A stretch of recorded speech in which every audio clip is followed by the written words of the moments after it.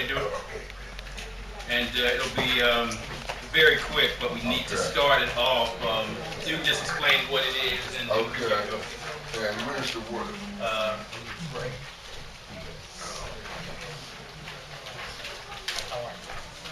All right, good evening, everybody. Good evening. Right here, right, peace. My name is Osaze. I'm a member of Moravian, and also I'm a member of the Temple of the Black Messiah, and our sister here is the Ramessu. And we used to have our meeting here. Let me get off on that. Let me just explain about libation.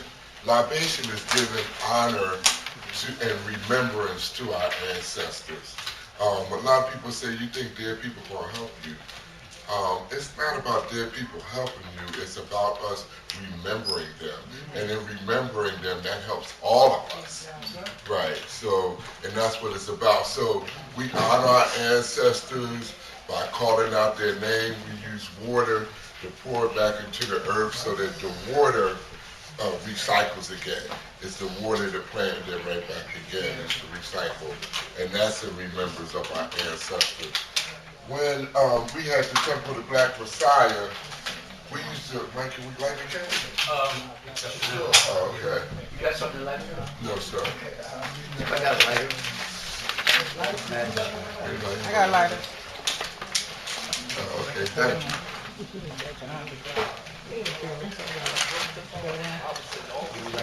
Advances, yes, sir. Just like one of those things. Yes, sir.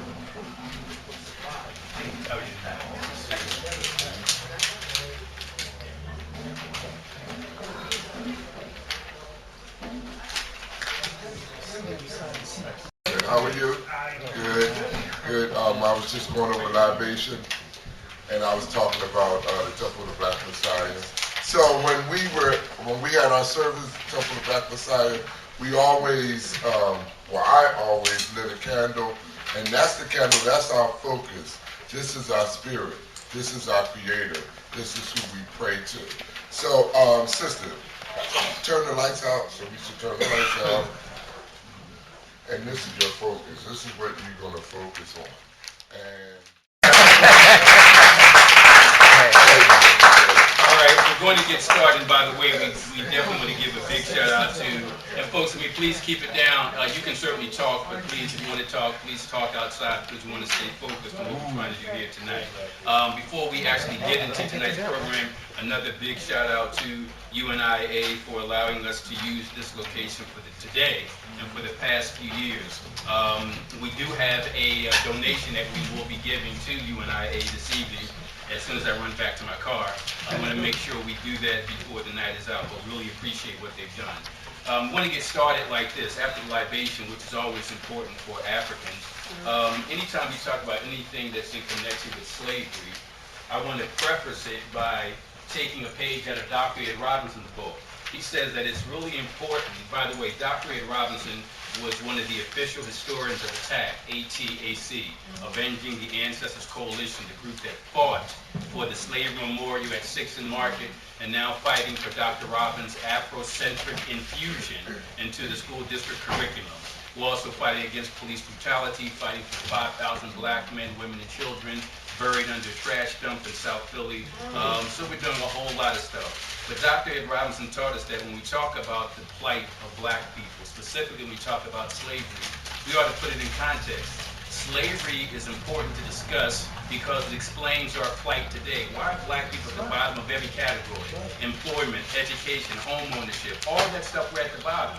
There's one of two reasons. One, we're either genetically predisposed to be at the bottom, or two, there's something that happened to us that pushed us at the bottom. Dr. Ed Robinson said that the problem with talking about slavery is that unlike any other ethnic group, we highlight our defeats. Every other ethnic group highlights its victories. And it's important that your children know that Pop didn't lose every fight. Mom didn't lose every fight. So it's important to talk about slavery because it explains our condition today. But every time we talk about it, we got to remember that if you look at this clock, if the clock is 24 hours, then slavery is about 3 or 4 minutes of that 24-hour clock. What happened in the beginning? The beginning was 200,000 years ago. in the Nile Valley region of East Africa, the first human beings on the planet. No disrespect to other ethnic groups, but Caucasians didn't come into existence until 30,000 years ago. So from 200,000 up until 30,000 years ago, that's 170,000 years of just Africans. And then for whatever reason, and I'm going to go into too much detail, a group of people trekked northward out of Africa into the Caucasus Mountains and lost their pineal gland, which dealt with the whole notion of consciousness and melanin. That's why a certain group of people, as the last poet say, no sense of shame for the way they behave, just a driving desire to exploit and enslave. Why is it as just one group of people that no matter where they went outside of where they were, they robbed, raped, and pillaged everywhere? And these are a new kind of people. But my point is, Dr. Robinson said, talk about 1619 to 1865, legalized slavery, because that explains our plight in 2013. But don't start the clock at 1619, because it didn't begin in 1619. It began 200,000 years ago. In the Nile Valley region of East Africa, it began with the pyramids, with algebra, geometry, calculus, medicine, monotheism. All of this great stuff came out of Africa. So let your children know that your fathers and mothers and grandmothers and grandfathers were at the pinnacle of success a very long time ago, for a very long time. And then a group of people came along and we made the mistake, like the red people made the mistake of embracing them, and that was our destruction. The Honorable Elijah Muhammad says that those people are devils, or he used to say they're devils, and people condemned him for saying that. But I say this, a devil is what a devil does. That's right. So if you do devilment, you're a devil. My point is that devilment came in the form of slavery. And when we talk about the plight of black people, we want to talk about slavery, but got to remember what Dr. Robinson said. That's 2 or 3 minutes out of a 24-hour clock.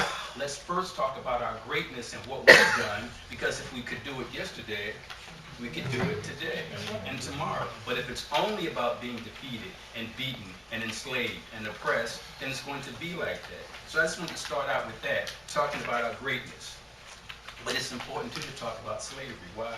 Because slavery wasn't just the loss of freedom. Slavery was the loss of culture, family, land, language, religion, human status, limb, life, and for many of us, our minds. Even today, many of us lost that. So you don't just talk about slavery as, hey, these people were enslaved, period. Because that's just like being in jail. Being in jail, you lost your freedom, but you still got your language, your culture, your religion, you got all those things. At least from 1619 to 1865, if you do the math, that's 246 years of legalized slavery. 1619 to 1865, August 20, 1619, until the 13th Amendment, January 1, 1865, 246 years. Okay, people say, well, 1865, that's about what, 148 years ago. So if you black people went through all that hell, and it was hell for 246 years, look, you've been free for a century and a half. You've been free for 148 years, so why are you complaining? I argue that we haven't been free for 148 years. Because it's not like we got off the plantation on January 1, 1863, and went out and got jobs, and went to school. It wasn't like that. Something happened. In fact, something happened 1865, 1900, 1910, 23. The clock for black people really doesn't start until 1964 with the Civil Rights Act of 1965. If you really want to start the clock where black people begin to get a little bit of equality, a little bit, that's 1964. So if you do the math, we got about 49 years of so-called freedom from 1964, and we got enslavement. Enslavement from 1619 to basically 1965. And people say today, well, Mike, you know, we got a black president, we got black governors, we got black mayors. Black people have come up. And the question I ask them is this: if that's true, and there's no more racism, we live in a post-racial society, then tell me this: if tomorrow you had to go to court as a defendant in a criminal case, and you could choose to be a black defendant or a white defendant, or if you were applying for a job tomorrow, and you could be a white applicant or a black applicant, well, your car was stopped at 3 o'clock in the morning on some deserted street, you see lights and sirens behind you, you have the choice of being black or white. which one would you choose? The answer is obvious. And if the answer is obvious, then it's clear that we're not in a post-racial society. Why am I talking about all this? I'm talking about all this to talk about why we're here tonight. And we're here tonight to talk about Watch Night. By the way, I hope everybody got a copy of the material that's being circulated, and please, you got to get it, because the first side is a two-sided flyer. We're going to start with the first side, Watch Night / Freedom's Eve. I'm going to talk about that, and then after we spend time talking about that, and make sure you get that. If you don't have it, just raise your hand, we'll get a copy to you. I'm going to start talking about Watch Night / Freedom's Eve, and we're going to talk about the second page. But before I actually start talking about, and by the way, it's not just going to be me talking. I'm going to call up each and every one of you who want to speak to say a few things, and I'll tell you as part of the agenda when that's going to come up. So let me just do my part, and then we'll hear from each of you. But having said that, I want to talk about this thing called Watch Night / Freedom's Eve. And I want to be clear, there's two reasons why we're doing this at 7 o'clock tonight, and why we have been doing it for the last 6 years at 7 o'clock. One is because our ancestors started at around 7 o'clock. That's the first reason. I'll tell you why they started at 7 o'clock. The second reason is that Watch Night is not a religious thing, which means if you are a Christian, if you are a Muslim, if you are Jewish, whatever you happen to be, you can leave here at about 8:15 when we're done and go do whatever it is you do, and that's consistent with what we're doing. So this is not a competition against Christianity, against Islam, against Judaism. This thing, and we put out a flyer, and the flyer, I think, explains it very well in advertising what it is we're doing tonight. It says that, did you know that Watch Night / Freedom's Eve is spiritual and cultural, not religious and congregational? That's spiritual and cultural, not religious and congregational. And it's important that we say that, because I don't want people to think that, well, you know, I've been going to church every New Year's Eve, and my parents have been going to church every New Year's Eve, and my grandparents, and this thing this ATAC group is doing, it's blasphemy. It's going against what we've been taught to do as Christians, or Muslims, or Jews. It's not. It enhances what you've been taught, because all the great religions came out of Africa. So if you really want to get into it, Christianity is not a white man's religion. If it was, Nat Turner would have been a Christian. You can't say that Islam came out of any other place, or Europe, or the Middle East. I don't even know where the Middle East is. Last time I checked, that was Africa. So all the great religions, certainly Judaism, real Judaism, not European Judaism. So all these great religions come out of Africa, so we respect them all. So what we're doing tonight is a cultural thing, not a competitive religious thing. And it's important that we lay that out for the very beginning. But I must say that as a black person, for up until we started this thing here, our Watch Night event, I used to go to several black churches on New Year's Eve, because I heard them advertising Watch Night. And I'm not going to name any of the churches, but the first one I went to, I'm like, what the hell is going on? And I didn't say anything, because that's their church. So I said, well, maybe I go to this other church next year. So for 7 years in a row, I was going to different churches, and I was really irritated, because it had nothing to do with our culture. I'm like, how come the pastor is not really connecting this to our existence as enslaved black people? Not one of the pastors in mega churches and the smaller churches, instead of complaining about what they weren't doing, I said, let's do something else. I used to work with Charles Bowser, one of the greatest lawyers in America, and he said that black people have this tendency, like folks who drive down the road and see this accident, horrific accident, they all drive by and shake their head and say, wow, that's horrible. Somebody ought to do something. And he says, you're somebody, you do something.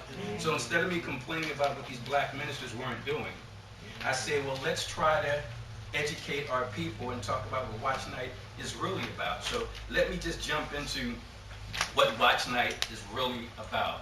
On January 1, 1863, January 1, 1863, there was Abe Lincoln's Emancipation Proclamation.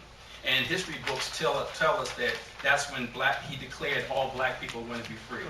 It really wasn't quite like that. It was actually a military/political ploy, where Abe Lincoln basically told a foreign country that you can't enslave people anymore, because the South was a foreign country. It was the Confederate States of America. That's like the president of France telling the president of Germany what he can't do in Germany. So Abe Lincoln did that, basically trying to take away the resources from the South. If he was able to free the so-called slaves in the South, then the South would have to work on the plantations themselves and fight the war. And they can't do both. So they needed black people to stay in the plantation while the white soldiers from the South can fight the North. So the Emancipation Proclamation of January 1, 1865 was not the freeing of black people. It was a shrewd political move by Abe Lincoln. However, black people, because education, American education, was kept from them, they didn't really know that. In September of 1862, now follow me, the Emancipation Proclamation goes into effect January 1, 1863. But in September of 1862, about 4 months earlier, there were basically kind of like press releases that went out. So people knew in September that in January, it was going to be the Emancipation Proclamation. So when black folks, many of them who were literate and could read and write, found out about this, they were like, wow, here it is September, we got October, we got November, and then we got December, and we're going to be free. So on December 31, we get off the plantation. Sundown was around 6 o'clock, 6:30, 7 o'clock. Now they get off the plantation field, the tobacco fields, the cotton fields. Now they're in the so-called slave cabins at around 7 p.m. Sitting, December 31, 1862, waiting for 5 hours later when the Emancipation Proclamation goes into effect, and now they're free. And it's not just free like free getting out of jail, it's no more kidnapping, no more selling, no more buying, no more beating, no more torture, no more lynching, no more rape, no more castration, no more humiliation. All that hell is going to end at the stroke of midnight, January 1, 1863. That's what black people thought. Now, many churches today, and no disrespect to the churches, because the church is the reason why I'm a lawyer today. The church in the 50s and 60s was at the forefront of the civil rights struggle. So you can't be this Afrocentric revolutionary and condemn the church. They got us to where we are. But there are some in the church, as in any place, that are either uninformed or misguided, but I give the church credit for doing the great work it did. But they pretty much start with the notion that black people who were enslaved accepted the King James Version of the Bible, became Christians, and sat there on December 31, 1862, waiting for their God. And the reason why white folks thought black folks were doing that is because black folks were smart, making white folks think they were doing that. They had to say, we're waiting for our God, which is your blonde-haired, blue-eyed God that you gave to us because we're like you and want to be like you. That was the story, but the real truth is this. And this is how it started. It didn't start in America in 1862 or 1863. It actually began in 1733. In 1733, there was a group of people called Moravians. And Moravia is a country that's now where the Czech Republic is. So out near Russia, hundreds of years ago, was an area called Moravia. And in 1733, the Moravians, who were Christians, technically they were European Protestant Christians. So these European Protestant Christians in 1733, they started the first watch night.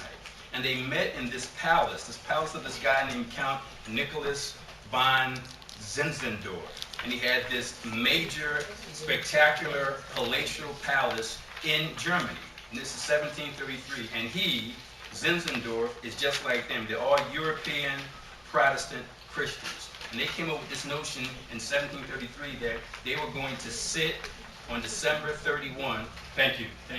December 31, actually, December 31 in 1733, and sit there and, in their words, to watch and to wait and to meditate on the possible coming of their God in the following year. So this is where we are.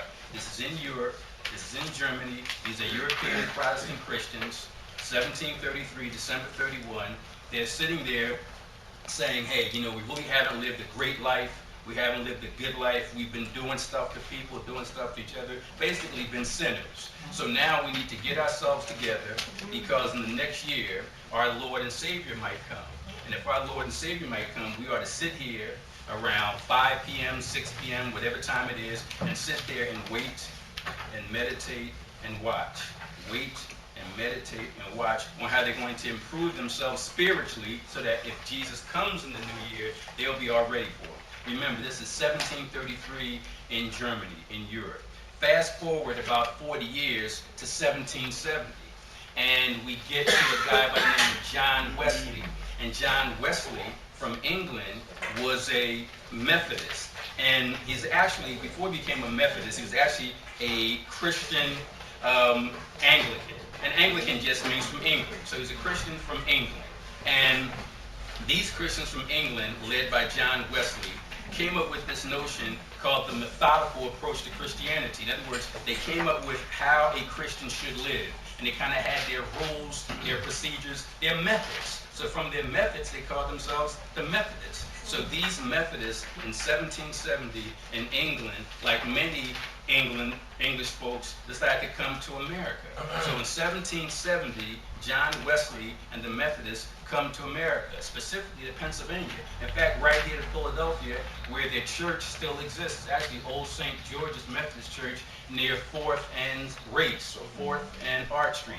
That same church is still there, and that was founded by John Wesley. Remember, it was in Germany, now it comes to America 40 years later in 1770 by John Wesley. And even though it was a Methodist church, it was still a Christian church. And because black people were kind of force-fed a fake form of Christianity, because again, Christianity, a great religion, but it was polluted by the folks who enslaved us, and that polluted version was given to these black folks. So now these black folks are saying, okay, I guess we're Christians now, so we got to live this life. And we got to do the same thing that these white Christians did. So these white Christians in 1733 in Germany, in 1770 in England, in 1770 in Philadelphia, if they're doing this thing where they're watching and they're waiting and they're meditating on New Year's Eve, we're going to do the very same thing. But if you think about it, those white folks already had their freedom, but didn't have a God. Black folks already had their God, but didn't have their freedom. So the white folks were watching for their God, but the black folks were watching for their freedom. But when Massa came in, they didn't say we're watching for our freedom. They said we're waiting for Jesus. You waiting for Jesus, we're waiting for Jesus. And that was the story. So they didn't tell them that they were plotting. You can bet, like I said earlier, Nat Turner was a Christian. You think that at his sermons, when he was permitted to have his people around him, he said, we're going to kill all the white folks? Of course not. He said what needed to be said. So my point is, and I want to kind of wrap this up because it's all written down and you can check it out on your own. So when these black folks got together, after hearing in September of 1862 that they were going to have their freedom on January 1, 1863, they got together on December 31, like we're getting together December 31. They got together at 7 p.m., like we got together at 7 p.m. And they were sitting there waiting for 5 hours to come so that they could, in their mind, have the freedom that they long expected. So the bottom line is this. White folks already had their freedom, but didn't have a God. That's what they were waiting for. That's their watch night. We as black folks already had our God, but didn't have our freedom. That's what we're waiting for. That's why black folks began to call it not so much watch night, but as the flyer indicates, Freedom's Eve. So that's why we're here. You can do your cultural thing, your spiritual thing later this evening, and you should do that. But the bottom line is what we do in the name of our enslaved ancestors. And we do it because, as I said from the very beginning, it wasn't just the taking away of their freedom, it was their language, their land, their religion, their culture, their family, their human status, all of that stuff. And that went on for so long. And could you imagine, we talk about slavery like it's just the loss of freedom, but it's loss of all that stuff. And there's some stuff that went on during slavery that is worse than hell. And I say worse than hell because at least in hell, the people who are there deserve to be there. That's why hell is not so bad. Because the people who are there are supposed to be there. No innocent person is in hell. So it's worse than hell because innocent people were enslaved. Flip over the page that's being circulated where it says on the back, Derby's Dose. And Derby's Dose is an interesting thing because it kind of tells you the hell that slavery was. And I'm not, well, yes I am. I was going to say I'm not going to go into explicit detail, but I am. Let's read together the back of that page, which starts out at the top, Derby's Dose. It says the subtitle is one of many reasons why our enslaved ancestors watched and one of many reasons why we avenged. It goes like this. After an enslaved black man, woman, or child was brutally whipped by a so-called master, That so-called master would rub salt, pepper, and pickle juice into the gaping, bleeding wounds.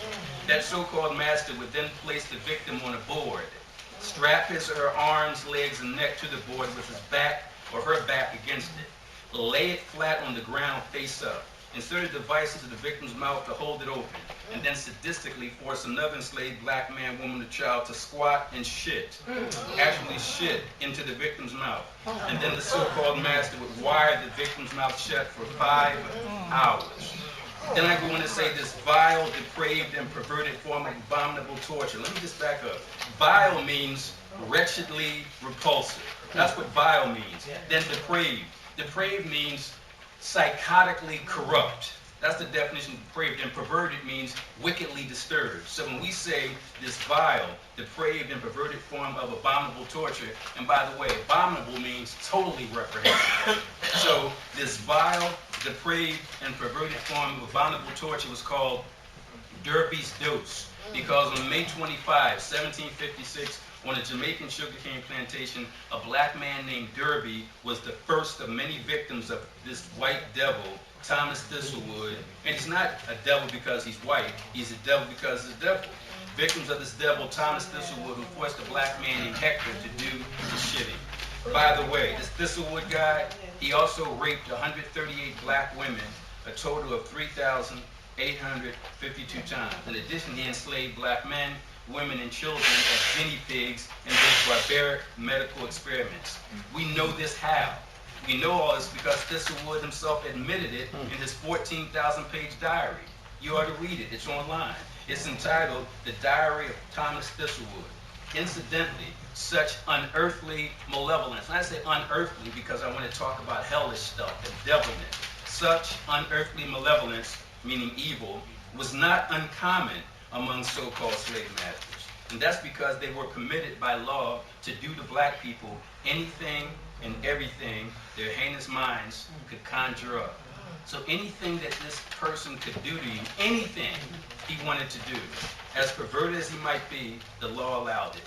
For more information, you also should read these 3 great books which tell you everything about this guy Thistlewood. The first one is called In Miserable Slavery by a guy named Douglas Hall. Then there's a book called Master, Tyranny, and Desire. Another book called The Sexual Life of an 18th Century Jamaican Slave Overseer. Those second 2 books, Desire and The Sexual Life of an 18th Century Jamaican Slave Owner, written by a guy named Bernard Trevor. And Bernard is spelled with the U. And then there's another book called Outliers by Malcolm Gladwell. And you just wonder why with this horrific type of torture that you never heard of this. I mean, this should have been taught in schools to let you know how horrific slavery was. Finally, it says, if this kind of information doesn't compel us to avenge our ancestors, nothing ever will. I mean, think about that. As perverted and as sickening as it is, imagine your mother being forced to go through that. Your grandmother, your grandfather, your great-grandfather. Well, when you get back to your great-great-great-grandfather, mother, yeah, they went through this. And even if they didn't personally go through it, they knew somebody did, or the threat was always hanging over their head. The hellish nature of this thing is just absolutely outrageous. And what I'd like to do at this point, just briefly, I'm going to pass these around, and I hope that folks will please remember to get them back. These are actual photographs. The photography began sometime around the 1820s, 1830s. And this photograph here, we believe, is sometime around 1835, maybe 1840. And it shows 3 chained and shackled human beings. I'm going to pass it around. I mean, just look at these. These are real human beings. Imagine what's going through their head. Imagine what they left, what they lost. I mean, these are real, live human beings photographed after being taken off the slave ship. And then I'm going to pass it around so everybody get a chance to see. We'll pass that from the front, and we'll pass it from the back. This is around mid-1850s, 1860s. 3 black men. You got 3 black men there. You got 3 black men here who were lynched. I mean, you can see from their face and their hands, they're all tied, bashed, brutalized, beaten, and then lynched. These are not artist rendering. These are actual photographs. And I want you to look at that and this so you can put in context the nature of slavery. So we're going to have that one from the front to the back and the other one from the back to the front. And just take a look at that because, again, we want to talk about why Watch Night and why Freedom's Eve is so important. That's essentially it for my presentation, but what I want to do now at this point is to ask anybody who, feels like doing it. The spirit moves you or the ancestors move you. I like each person who wants to do it, and it can't be too long, maybe about 30 seconds apiece, to come up and say whatever they want to say based on what they've heard and what they read tonight. But generally what I'd like you to do as you come up is to tell us what you think the ancestors were waiting and watching for. If you were there with them on December 31, 1862, and it was 7 p.m., and you knew about all the rapes and tortures and mutilation and all that stuff that went on, and now it's December 31, 1862, what exactly would you be watching for? I'd like you to say something about that if you want.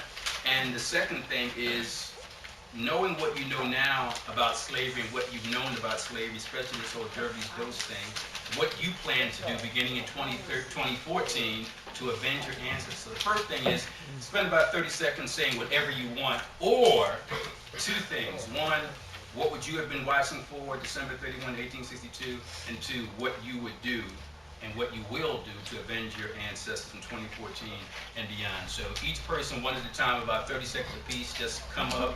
I guess we can line up on this side, one at a time, and say whatever the spirit moves you to say.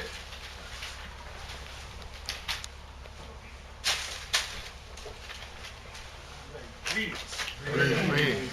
I just be happy to sit closest to her. I think I get up first. Please remind me what I have to do. I did write a lot about what Watch Night means to me.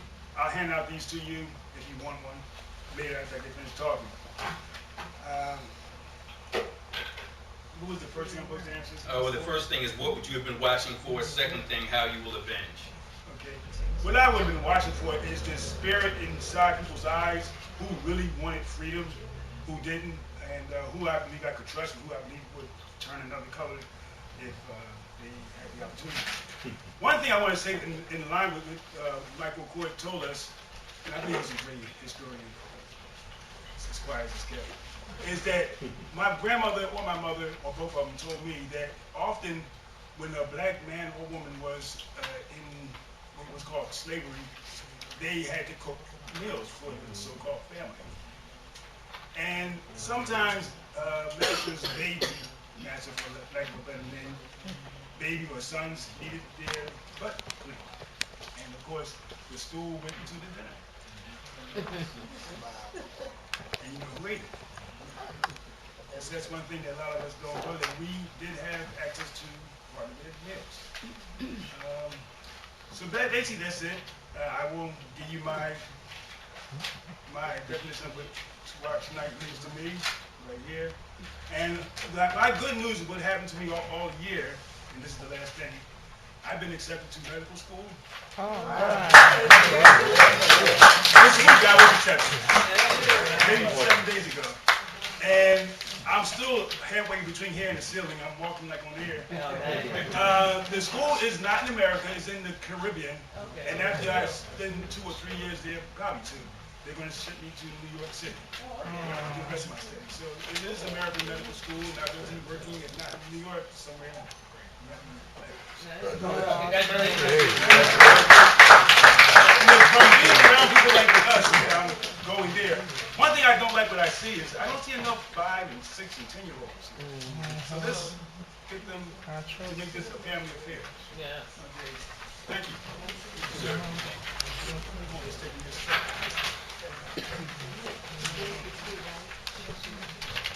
Could you say your name before you say whatever you want to say? Sure. Good evening, everyone. I'm Antoine Voss, and I'm not only moved by the work that ATAC has been doing over the years, but I'm moved because trying to put myself in the mind frame of those who were enslaved prior to the Civil War, and specifically December 31st, I think back to how I would have not only looked at those of us who were just broken by all of the torture and what was going to be the next step. So I think back to how the masters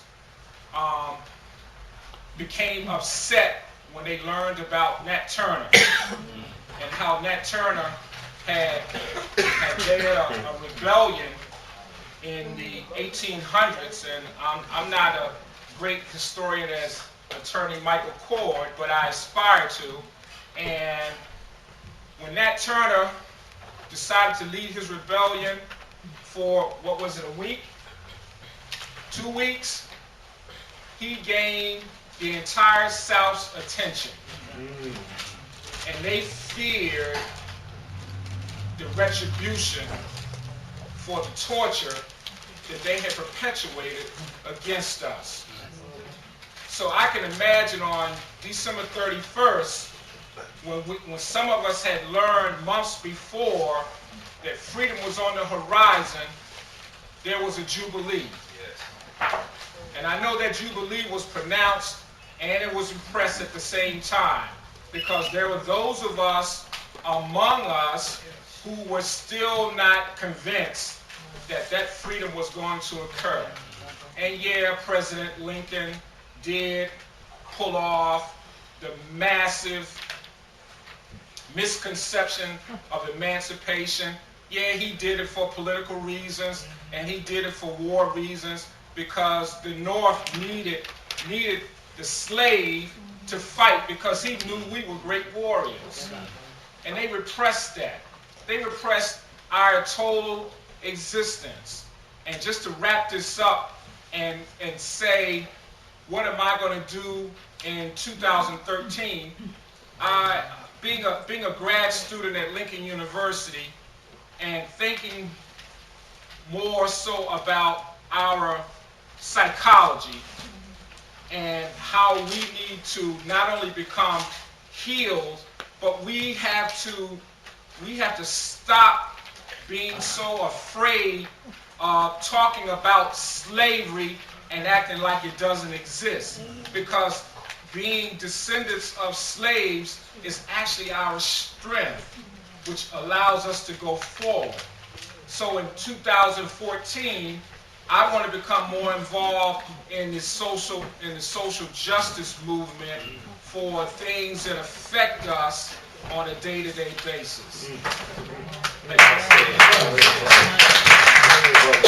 Off the porch, and he said, "You don't talk to my child like that." Whatever they said, they exchanged a few words, because you have to remember that a whole lot of black people back there during slavery time, you know, they were submissive to white man's injustice, but a whole lot of them were not. That's right. You know, and I think that's where we get a lot of our strength from today. And these are some of the things that we really need to tell our children. I did see some children back there early, but nevertheless, I don't know whether they left or not, but it's still stories for us to tell our own children. I see my granddaughter back here. That we are descendants of great people. You know, wherever you go in Africa, especially in Ethiopia, you know, you still see the castles that were built 13th, 14th, and centuries before that. That lets me know that white folks didn't do this for us. These are some things that we did for ourselves. So I just go back to the question of what I have done. I think I probably would have been a strong, I'm not going to use the word advocate, but I don't think I would have been afraid, because I know I had a strong grandfather that would have protected me. And what I would do now as president of this division, female president of a division of Marcus Garden, my charge this year is really, as a retired teacher, is to really get back into these schools.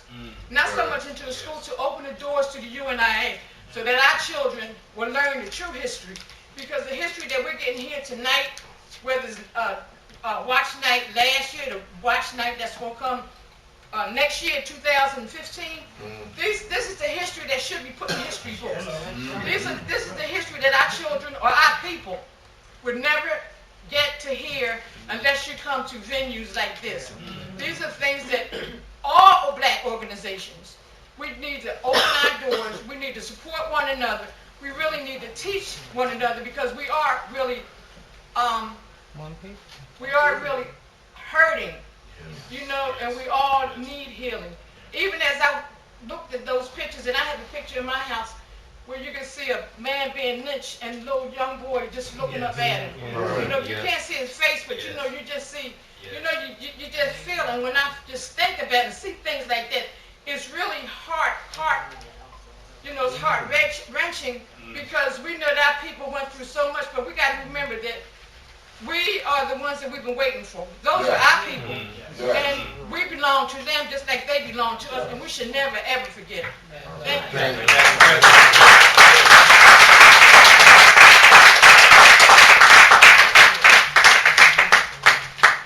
Hi, I'm Mona, and I do talk fast. I don't think I can do it in 30 seconds. But I'm here because I can be. Thank you. And I'm here because I couldn't be this close to the area and not be here. Because I feel really trifling if I weren't here. And I think Michael's question about if I were back then, I'd like to think I'd be more organized, but I probably wouldn't be. But just like now, I think I'd be waiting for the absence of a certain feeling. I was fortunate enough to be in South Africa right before Mandela was released. And I was talking to this taxi driver, and I said, what do you think's going to happen? And he said, you know what? I don't know, and I don't care. He said, as long as they get off our necks. And I was thinking, you know, until that happens, I'd like to say, I'd like to do this and that. But man, when you're getting beaten down, you can't look up. So I would like to think in 2014, I'm going to fight harder and better and smarter and fiercer. Yes. And hopefully with more love. And in some ways, when I need to shut up, I'm going to fight more quietly. And you know, so that's I know it sounds like a little goal, but believe me, if you know how much I talk.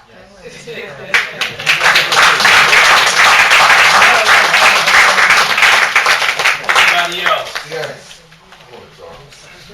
Yes, sir. Yes, sir. Yes, sir. Introduce myself again like I was asking everybody else. Osaze Bim. In transforming myself to think of us as slaves, right? If I've been in the field like all my life, my mother and my wife were giving birth in the field, you know. I mean, we didn't come out. It was to see the cancer. You know that. I mean, there are stories where the men worked so hard in the field that their shoulders became disconnected. I mean, we were there. I mean, we carried the babies, the women carried the babies, had the babies in the field. We were so tired, we couldn't, how were we going to go, like they say, to the hut or to the slave quarters to go to sleep? You just fall dead right there in the field. So I'm saying that I would feel like, I gave this white man, he done made millions of dollars off my back. That's right. I mean, and I've been praying every day, me and my wife, my children, my daughters. Remember you told us, brother, that the way when they used to torture us, they would make us, tie us up and make us watch them beating us, having that fear in you, having that hurt in you. And I'm saying we plowed all the field, we had a good harvest. He made a lot of money. We kept the house clean. My wife made some fantastic cakes and pies. He had all the young girls and young boys that he wanted. He was sexually happy. He was emotionally happy. He was economically happy. So I'm praying that today, that this white man would please let us go. Yeah. Let somebody go. I mean, we did all we could do. We fought the fight. We plowed.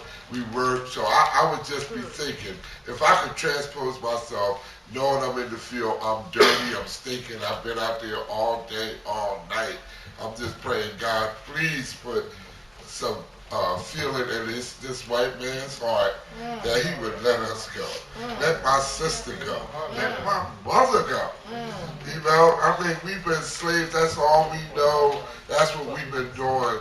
God, if you could please, I'm waiting. I've been praying all day, every day, all day to this year, to this day. And I'm asking you to please put some kindness in this man's heart, and he can let us go. He can turn his back and we can run away from this. That's what I think I'm enjoying. I mean, just trying to transform myself and really think about it, and think about being a slave. And Mike gave us some great images to take us there. What I want to do in 14, I went to Esperanza Health Center. I became a certified community health promoter. I want to promote health in the community by talking to people about HIV, STDs, nutrition, mental health, about lactation, about birthing children. We're going to have a woman to do that with me, but and they gave us a blood pressure cuff, taking blood pressures, taking temperatures. I went to 50 classes. It was twice a week, and it was 4 hours a night. So I'm really excited about that. I'm going to get everybody involved. I have a lot of resources.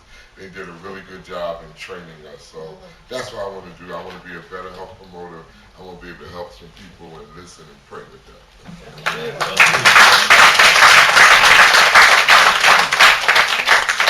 Anybody else want to say a few words before we wrap this up? Yes, we do have one person in the back. Anybody who wants to, we'll just keep it going until folks are tired of talking. Well, maybe not that long. Hi. My name is Annie Thomason, and I work at the Department of Human Services, Children and Youth. I'm a supervisor there. I've been there for 16 years, and I realized some years ago that we are selling our children. Yes, you are. On the block. Yes. By removing them from their homes, medicating them Yes. for the pharmaceutical companies, and not returning the children. And this came about when President Clinton was in office, when he passed the Safe and Family Act, where the parents had to get the kids out of foster care within 12 months, but there was no jobs. Families was living in poverty. So just to continue what I do at work is to not to remove the children from the home and find resources so that they can stay at home. And enlighten the parents that you can't medicate the kids. Right. You know, you can't medicate the kids and expect them to perform. Right. The ADHD issues. I have 5 more years working there, but one thing that I plan to do after I leave there, I'm going to fight the system because I've worked there and I know what they're doing. Okay. And so that's what my intentions are, and to educate some of the younger women in the schools and go back in the schools and make the educational system educate our children appropriately. That's what I mean.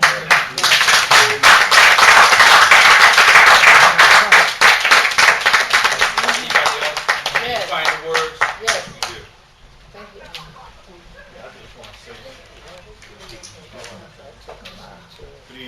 Good evening. My name is Marvin Money. Hey, Marvin.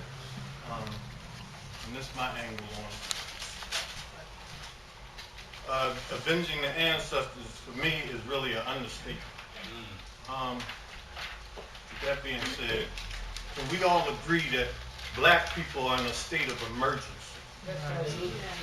Can we also agree that when in a state of emergency, the last thing we should do is sit back, wait, hope, and pray for someone or something to save us? Okay, at this point, anyone that disagrees with anything that I say, please disregard anything that I say beyond this point, but if you will, please bear with me. Outside of belief systems, we have no collective economic clout of any magnitude in America.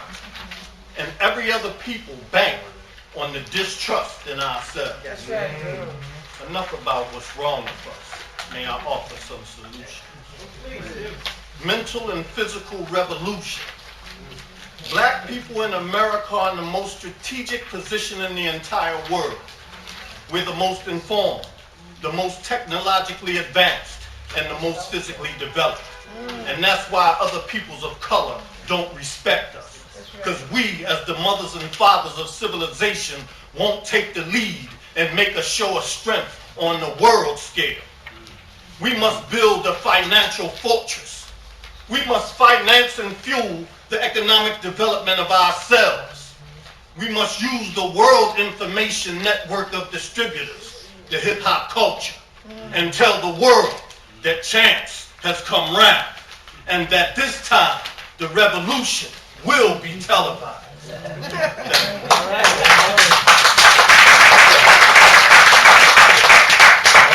I actually met Brother Marvin in my hip-hop class, and I was hoping he was going to do some Gil Scott up here, but I guess the spirit didn't move him to do that. Any other words from anybody else before we begin to wrap this up? Yes, please, come on up. We want to hear from anybody who wants to speak.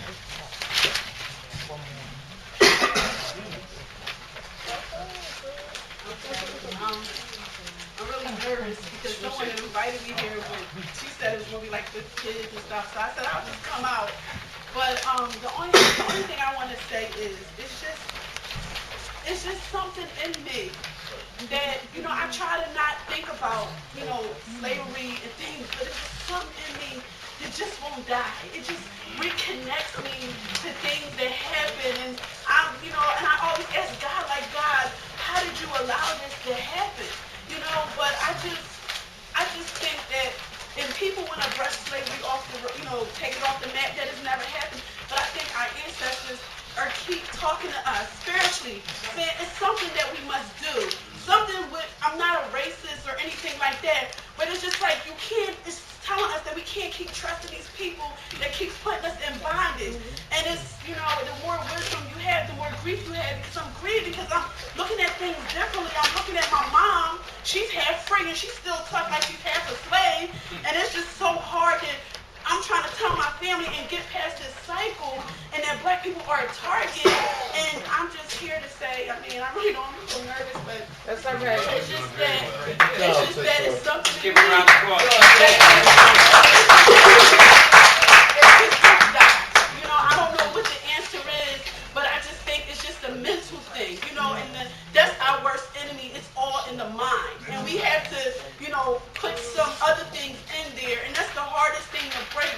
It's just that it's in the mind, and we have to and if we can just help people out and get them out of jail, they'll be right back in jail because it's all in the mind. And if we can break that barrier, and it's so hard to change, you know, transform the mind to know who we are. And I don't know where the guy is, and he said we're guys, and I know we're guys, but that's why we're under attack, because we wouldn't fight back. We're peaceful people, and they got the world looking at us as this is who they are. But I just thank God that I'm awakened, that I can see, you know, and I just, you know, I just want to say that. That's exactly what's needed. I don't know if many of you know this brother. He's going to introduce himself. I've known him from way back. He's almost as smart as me. He went to Masterman with me, became a lawyer like me. So let's give him a round of applause. Strawberry Mansion, North Philadelphia. What they say is one of the worst communities in the country. It's a report on, I think it was ABC, about Strawberry Mansion being a bad community. I came out of that, and I came out of the public school system, and I know that the public school system is very flawed. There's a lot that we must do as a people, as a community, to exert our pressure upon the system to impact proper training and teaching for our young people. Because that's one thing that's lacking. So I certainly like to commend my brother for taking a part of the lead and helping to fight the battle over Dr. Robinson's Afrocentric curriculum being infused into the public school system, because what our children are lacking is a belief in self. Because they've seen a culture of failure and disappointment in our people for so long. You know, the last time that we can remember really our people standing up, that we can remember our people standing up and fighting for who we are, physically, academically, and otherwise, and fighting for the control in our community was in the 60s. And that era empowered our people to fight. Yes. See, just the fact that somebody else is standing up and fighting to avenge the ancestors empowers the rest of us to stand up and fight to avenge the ancestors. Because the things that we heard about that happened to our people in here, we cannot just allow that to continue without fighting to avenge that which happened to us. So that's the importance of the message of avenging the ancestors. It's not enough just to continue to live in the glory of what we were once, or to live in what freedoms we do have now, because of such that was taken away from us. And the fact that we physically can't see that now, and a lot of our children can't physically see it, but it's in us. The defeat is ingrained in our reality. Like the last sister said, we have gotten used to the defeat. Okay? So that's why we haven't stood up. So what is important for us to do, because I think that what I would have done, I reflect on what the question was, Brother Coard said, what would you have done then? I probably would have either been a maroon or runaway slave. If you don't know about the Maroons, study the Maroons. Because they fought. They went in the bush and said, no, we ain't taking this, we fighting. Okay? So I would probably been a maroon, or I would have been following Sister Harriet, who said, look, we getting out of here, y'all. Alright? I'm just taking some of y'all up there, but I'm coming back to get some more. Harriet Tubman did it 40, 50, 100 times.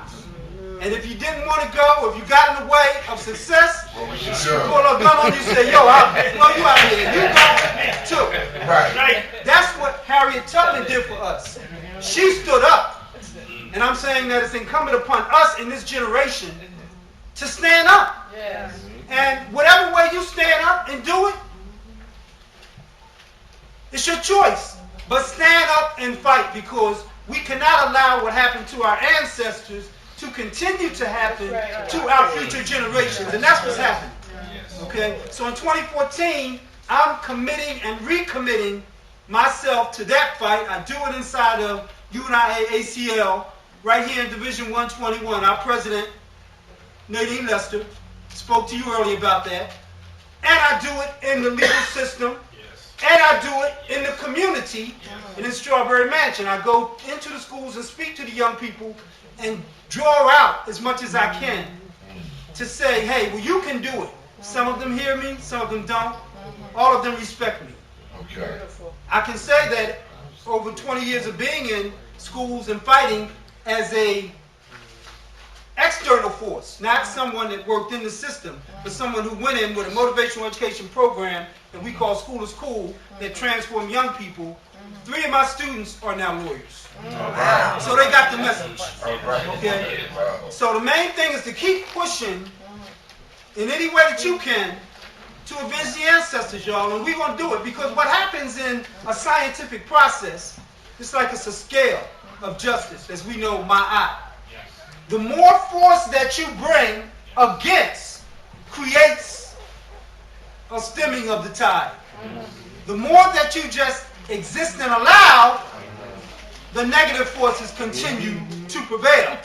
So we got to continue to project positive to change the negative. More of our people would then be inspired to come on and change. So we got to do that. The other thing we got to do is study our history, y'all. I mean, it's good to read the good novels and all of that stuff, the nonfiction, but you got to read about what happened to us as a people. You can't ignore that for fantasy. And there's nothing wrong with fantasy. Fantasy has its place. But we got to know our story and our history, and we got to tell them. Everybody in here knows about somebody like, for example, a Stephen Smith. You go back to the 1700s. Here in Philadelphia. You got to know about him. You got to know about Richard Allen. You don't know about Richard Allen, you don't know nothing. How about Absalom Jones? Jocelyn Jones, that's right. Yes. If you don't know about that, you don't know. If you don't know about the black man in, yes, absolutely, we in Garvey Hall, that's right. That's right. You gotta know about that. You gotta know about the black man from Philadelphia named Octavius B. Cato that was murdered. The black leader that was murdered, shot right in front of the police station at 8th and South. Go up and see the historical marker right there. That's right.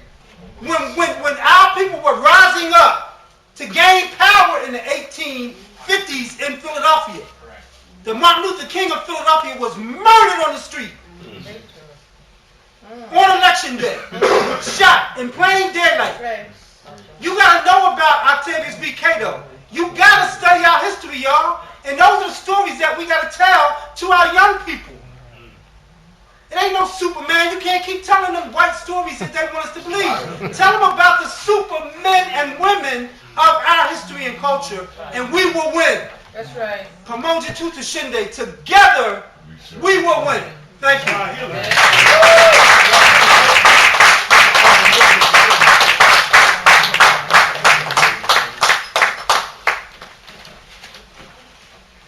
My name is Loretta, but after hearing that speech, I feel like Natalie Turner. Okay. Yeah, I really do. I feel like shedding some blood. Anyway, I was brought up in the South. My grandmother raised me and 2 boys. And I never knew about slavery. She never talked about it. It was very quiet. Her people came from Nelson Plantation. Johnson was the name of the owners. And then there were another group of people, the Washingtons. We all lived in Howardsville, a small town in the mountains in Virginia. I know you heard of Walton Mountains. Yeah. Yes. Well, Virginia Washington was from. right. Well, Mount Alto is the mountain we lived on. Okay. You know, I learned a lot about milking cows and slopping pigs, gathering eggs, churning milk. We actually churned our milk. Okay. And we did our trading. My grandmother did the trading for, you know, other goods that she needed. It wasn't until she passed away when I was 13. But prior to that, she said, if anything should happen to me, there's not going to be anyone to take care of you. And it didn't penetrate my mind. But when she died, my father brought me and my 2 brothers up here to Philadelphia. And at that time, I entered into Roosevelt Junior High School. I had never gone to a school where blacks and whites were actually in the same school, because the school where I came from was all black people. It was normal to me, riding buses. You know, seeing the Rose Hill white kids on their bus. You know, I didn't want to be over there. They licking their tongues out. I didn't want to, you know, come on, y'all. You know, so when I came up here in Roosevelt, seeing these white people in there, I'm like, uh-oh. So this white girl approached me around the same age. We were sitting in the classroom, and she writes this note to me. When God made the niggers, he made them in the night. He made them in a hurry, he forgot to make them white. And I thought about that. I'm like, did he do that? Did he really do that? Next thing I pulled her hair. Yanked her hair and called her, I don't know what to say. But it got me in trouble and I was suspended. I was suspended. Nothing happened to her. And I had told her what happened. Nothing happened to her, so it was okay. You know. But then, you know, I still didn't know anything about slavery, ignorant. But somehow I got a hold of a book, Falconhurst Fancy. The Falconhurst Plantation. And I read that book. I mean, I couldn't stop. After that, I got serious. I started reading about it, anger building up, and I started getting this rage in me against white people. You know, and I had this attitude that I carried for years. Still got it to this day. And then I had to go through this name thing. My mother named me, of all names, Loretta Young. And I had to hear these Loretta Young jokes. I wouldn't even answer if somebody called my name. I put my head down. with no answer, raised my hand. Come on up here, the lady God. Woo, she swings her dress around, you know. I'm like, oh God. So the temple knows me as Noyama. Remember?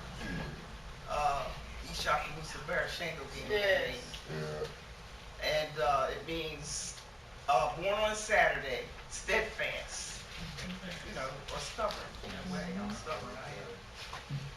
And coming to ATAC has, you know, really enlightened me. Being in the temple of the Black Messiah has really enlightened me to a lot of things. I worked in the prison as an instructor, and I saw a lot of things, and a lot of frightening things, things that really messed with my soul. And I identified more with the inmates than I did with the people I was working for.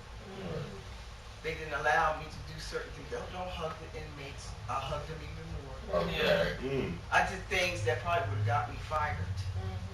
Like searching out people, you know, parents or relatives who didn't even know that their loved one was here in jail. You know, got me in trouble one time. I had to actually write out what happened, and then my boss's boss called me up. He said, you know what? You're under the umbrella of social work. And that was it. You know, that's the way he looked at it. You're under the umbrella of social work. What you did was social work. So I said, okay. But eventually I had to get out of it. It was too much for me. The things I saw. And but for 2014, I would like to reach back into the prison system. Try to do something to help my people. You know, while I was there, I would give out books, multi-network. We had the standing order, and I would bring books in, hand them out. They couldn't say anything because I only brought one book at a time. Bring it in and give it away. It was my book. I give it away. Bring in another book, give it away, like that. And we actually started the first book club at PIC under Gordon Blackman. Yes. And we had a book up, you know, book of the month, and I put in some dynamite books. We got dynamite books in there. Claude Anderson, you know, Dr. Francis Cresswellson. Bring it in. And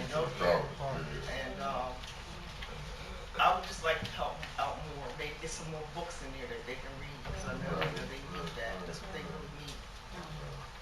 And I just like to thank ATAC for my support. Thank you. We're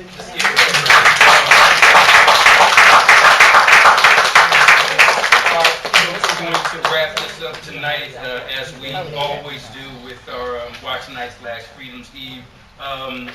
We know that it began officially on December 31, 1862. Today is December 31, 2013. You do the math, that's 151 years. So we're going to wrap up this thing with 151 seconds of just quiet meditation and reflection. I actually have my stopwatch here, so I'm going to set it for exactly 1 minute 51 seconds, which is actually about 2.5 minutes. So we're going to wrap this up by just thinking about the hell that these people went through, think about the hell that our ancestors went through, and we're going to do that for 151 seconds for each of the years since December 31, 1862, starting right now.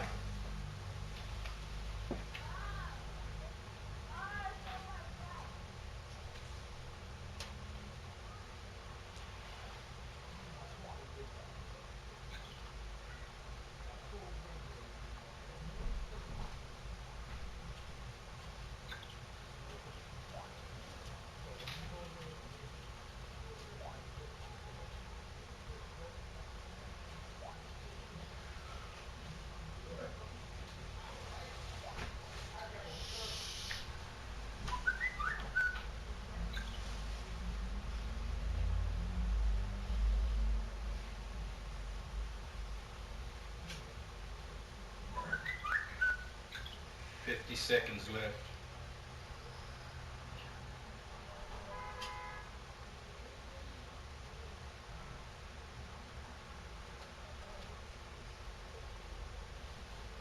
Seconds left.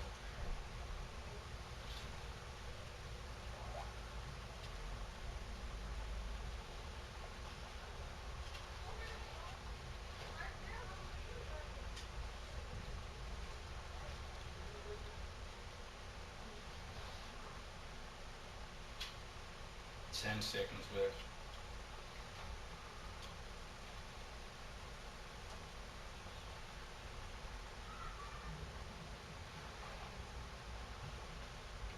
And that will conclude tonight's program. Again, the 6th anniversary of the Watch Night, Freedom's Eve, and we just will give you the final words by saying now you can go to your churches, you can go to your mosques, you can go to your synagogues, but mostly go to your ancestors. Thank you very much.